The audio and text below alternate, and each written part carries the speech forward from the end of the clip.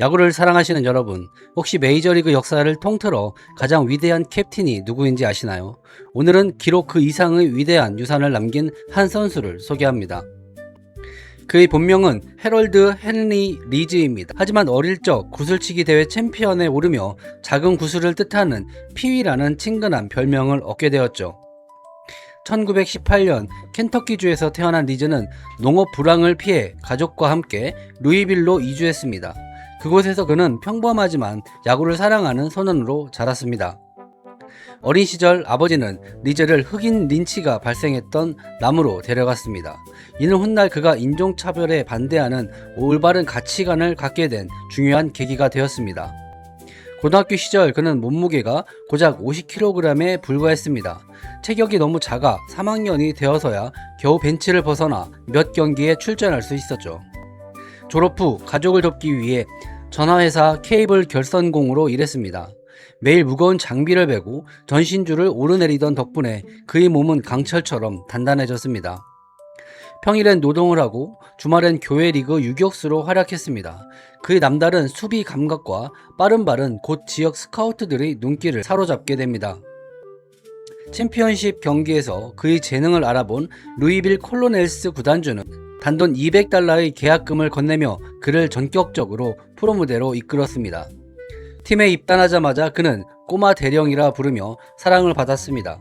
1939년에는 36번의 시도 중 35번이나 도루를 성공시키며 리그 도루왕에 올랐죠.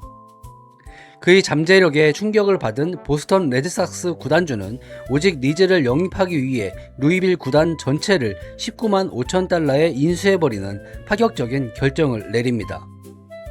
하지만 보스턴의 스타 출신 감독 조 클로니는 자신의 유격수 자리를 신인에게 양보하기 싫어했습니다. 리즈는 메이저리그 데뷔의 기회를 잃을 뻔했죠. 결국 보스턴은 현금 $3만 5천 와 4명의 선수를 받는 조건으로 그를 다저스에 팔았습니다. 야구 역사상 가장 불균형한 트레이드 중 하나로 꼽힙니다. 이적 소식을 들은 리즈는 블루크림만은 안돼 라며 절규했습니다. 당시 다저스는 만년 하위팀을 맴도는 어설픈 팀의 대명사였기 때문입니다. 하지만 다저스의 감독 레오 두루쇼는 달랐습니다. 평고를 몇 번 쳐본 감독은 내가 주전이다, 난 벤치로 물러나겠다며 그를 전폭적으로 믿어주었습니다. 1940년 리즈는 마침내 다저스의 유니폼을 입고 데뷔합니다. 첫 해 끝내기 말로 홈런을 치며 강렬한 인상을 남겼지만 부상으로 아쉬움을 삼켰습니다. 이듬해 그는 리그 최다인 47개의 실책을 범하며 자책했습니다. 하지만 두로셔 감독은 하루에 12번 실수해도 유격수는 너다라며 그를 끝까지 믿어주었습니다. 감독의 믿음 속에 리즈는 1942년 수비의 핵심으로 성장했고 생애 첫 내셔널리그 올스타전에 선정되며 자신의 가치를 완벽하게 증명해냈습니다.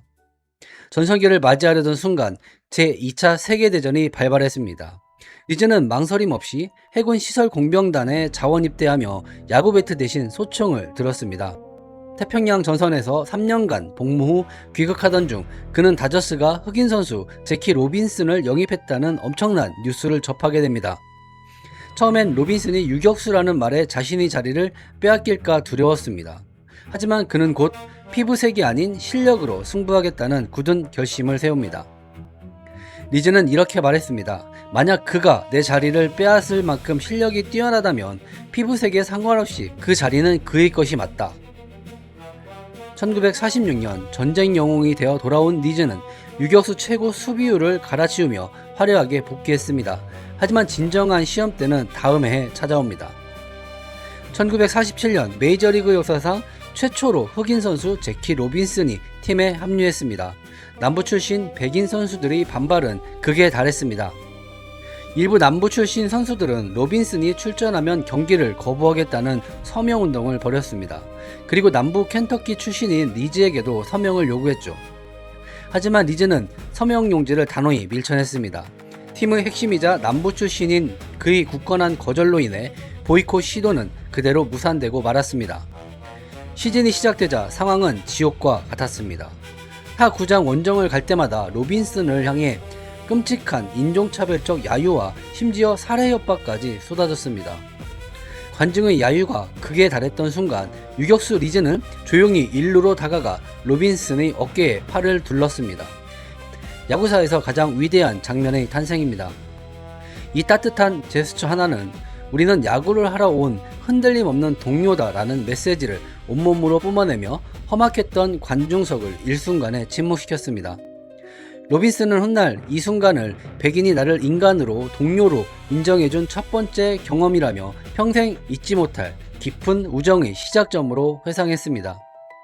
차별을 이겨낸 두 사람은 유격수와 이루수로 호흡을 맞추며 메이저리그 역사상 가장 위력적인 완벽한 더블플레이 콤비로 자리 잡았습니다. 그런데 흥미로운 사실이 하나 있습니다. 역사학자들의 정밀 조사 결과 이 극적인 1947년 신시내티에서의 어깨동무는 사실 만들어진 신화라는 것입니다. 실제로 당시의 백인 언론은 물론 로빈슨을 옹호했던 흑인 언론 어디에도 1947년 신시내티에서 리즈가 어깨동무를 했다는 기록은 단 한 줄도 없었습니다. 사건의 진실은 로빈슨의 1972년 자서전을 통해 밝혀졌습니다. 이 감동적인 순간은 1947년이 아닌 1948년 보스턴 원정 경기 도중 일어났던 일입니다. 미국인들이 원했던 극적인 시공간으로 각색되긴 했지만 리즈가 쏟아지는 비난 속에서도 로빈슨의 편에 서서 우정을 증명했다는 역사적 본질은 절대 변하지 않습니다. 지금도 브루클린 코니 아일랜드 앞에는 이 두 영웅의 위대한 연대를 기념하는 동상이 우뚝 서서 후세 사람들에게 진정한 용기가 무엇인지 묻고 있습니다. 이제 선수로서의 리즈를 살펴볼까요? 그는 화려한 거포는 아니었지만 현대야구의 세이버 매트릭스가 가장 사랑할 만한 압도적인 생산성을 가진 선수였습니다. 그는 삼진보다 볼넷이 많은 정교한 성구안의 소유자였습니다. 통산 1210개의 볼넷을 골라내며 다저스 타선의 득점 기회를 끊임없이 창출했습니다. 34세의 노장 나이였던 1952년 30개의 도루를 기록하며 내셔널리그 도루왕에 오를 정도로 베이스 위에서 가장 영리하고 위협적인 주자였습니다. 1949년에는 무려 132득점을 기록하며 내셔널리그 득점 1위를 차지했습니다. 다저스의 승리 공식은 늘 리즈의 출루로부터 시작되었습니다. 수비 역시 리그 최고였습니다. 넓은 수비 범위와 안정적인 송구로 내셔널리그 유격수 자살 및 보살 부문 1위를 밥 먹듯이 차지하는 그물망 수비수였죠. 이러한 공로를 인정받아 1950년 브랜치 리키 단장은 그를 팀의 공식 주장으로 임명했습니다.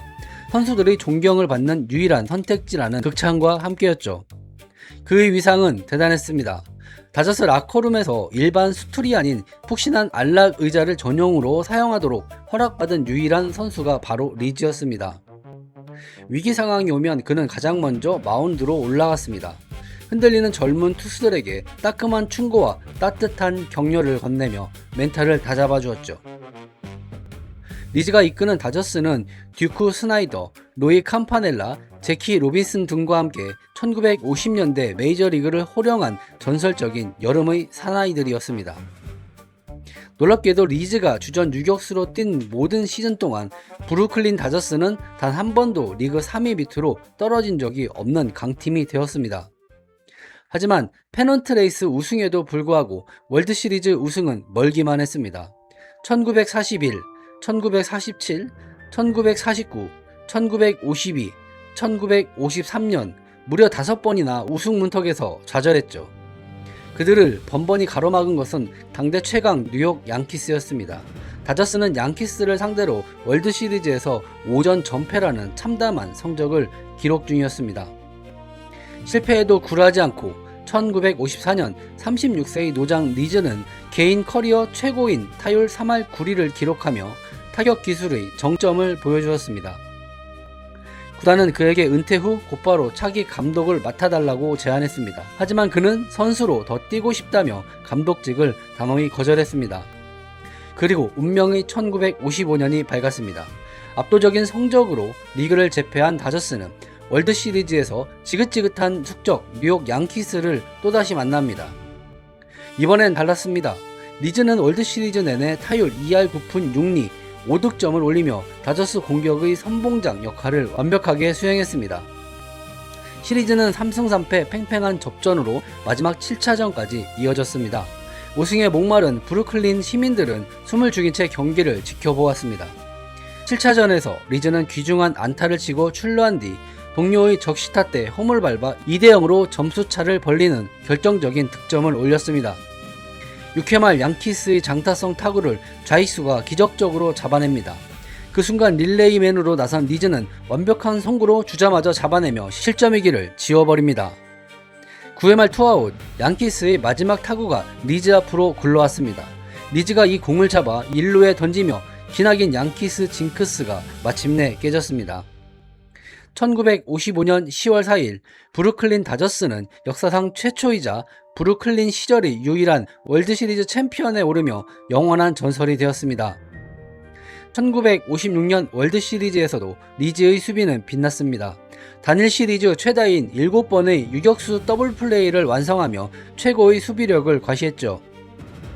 1958년 다저스는 브루클린을 떠나 캘리포니아주 로스앤젤레스로 연고지를 옮깁니다. 이는 리즈의 선수 시절 황혼기를 알리는 신호탄이 되었습니다. 1958년 9월 26일 시카고 컵스전 출전을 마지막으로 40세의 캡틴 피위 리즈는 16년간 입었던 정든 유니폼을 벗고 은퇴를 선언했습니다. 16시즌 동안 2170안타, 10번의 올스타 선정, 다저스 구단 역대 득점 및 볼넷 1위, 유격수는 수비만 한다는 편견을 깬 위대한 기록입니다. 훗날 로스앤젤레스 다저스는 캡틴의 헌신을 기리기 위해 피위 리즈의 등번호 1번을 영구 결번으로 지정해 구단의 영원한 전설로 남겼습니다. 은퇴 직후 1959년 그는 다저스의 코치로 합류하여 세대교체를 이끌며 코치 신분으로 또 한 번의 월드시리즈 우승 반지를 차지했습니다. 코치직을 내려놓은 후엔 마이크를 잡았습니다. CBS와 NBC에서 금주의 경기 메인 해결사로 활약하며 구수한 입담으로 시청자들을 사로잡았죠. 그는 신시내티 레즈와 창단 초기 몬트리올 엑스포스의 전담 중계까지 맡으며 1960년대 미국 전역을 누비는 최고의 야구 해설가로 전성기를 누렸습니다. 1971년에는 고향의 유명 야구 배트 회사인 힐러리치 앤 브래즈비의 부사장으로 취임하며 프로 선수들에게 맞춤형 장비를 공급하는 역할을 맡았습니다. 또한 그는 명예의 전당 베테랑 위원회 의원으로 활동하며 잊혀져가던 과거 야구 영웅들을 재평가하고 그들의 권익을 보호하는 데 앞장섰습니다. 수많은 공로에도 불구하고 그의 명예의 전당 입성은 쉽지 않았습니다. 1979년 최고 득표율 47.9%를 끝으로 기자단 투표에서 아쉽게 탈락하고 맙니다. 하지만 그의 숨겨진 리더십 가치를 높게 평가한 베테랑 위원회의 결단으로 1984년 마침내 피위 리즈는 명예의 전당에 당당히 헌액되었습니다. 그의 명예의 전당 동판에는 기록보다 그라운드 안팎에서의 보이지 않는 리더십과 경쟁심이라는 위대한 인성적 가치가 가장 먼저 기록되어 있습니다. 1972년 제키 로빈슨이 세상을 떠났을 때 리즈는 가장 슬퍼하며 친구의 관을 드는 운구자로 나서 마지막 가는 길까지 깊은 우정을 지켰습니다. 노년이 된 리즈에게 전립선 암과 폐암이라는 무서운 병마가 찾아왔습니다. 방사선 치료를 받으며 거동이 불편했지만 그는 끝까지 미소를 잃지 않았습니다.